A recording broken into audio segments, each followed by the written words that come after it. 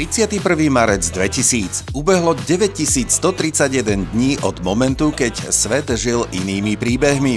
Tony Blair bol britským premiérom, ľudia sledovali The X-Files, Ally McBeal, Futurama či Roosevelt a v kinách sa objavil mysteriózny thriller The Schools. No pod povrchom sa odohrávali aj oveľa temnejšie udalosti.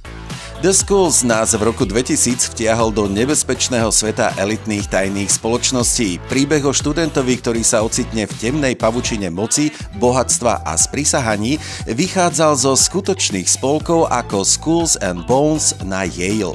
Členovia týchto organizácií sa stávali senátormi, prezidentmi a miliardármi a dodnes vyvolávajú špekulácie. O 25 rokov neskôr je záujem o tajné spoločnosti stále živý, od iluminátov až po konšpirácie o globálnych elitách.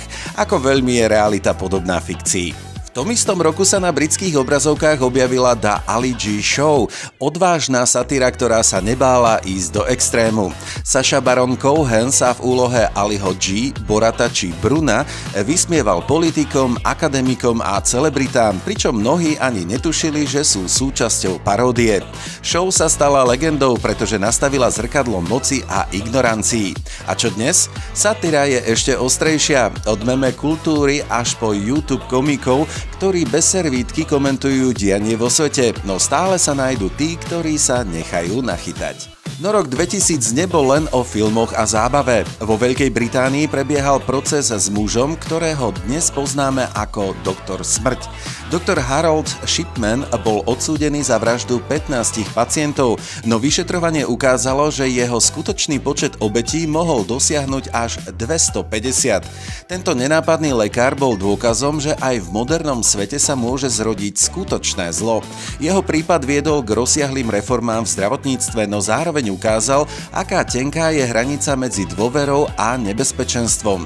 Dnes, v ére dezinformácií a strachu z medicíny, si kladieme otázku, komu vlastne môžeme veriť. 31. marec 2000 versus dnešok. Čo sa zmenilo a čo zostalo rovnaké? Tajné spoločnosti a konšpirácie sú stále témou, len sa presunuli na sociálne siete. Satíra sa stala ešte drsnejšou, no nie každý ju dokáže rozoznať od reality. Medicínske škandály stále šokujú, no dnes sa šíria rýchlosťou internetu. Pred 25 rokmi sme sledovali tieto príbehy na kazetách VHS a v televízii. Dnes ich máme na Netflixe, YouTube a TikToku. Zmenili sa časy, ale otázky, ktoré si kladieme, zostali rovnaké. 31. marec 2000, deň, keď sa história zapísala do našich spomienok. A čo bude o ďalších 25 rokov, to už je otázka na nás.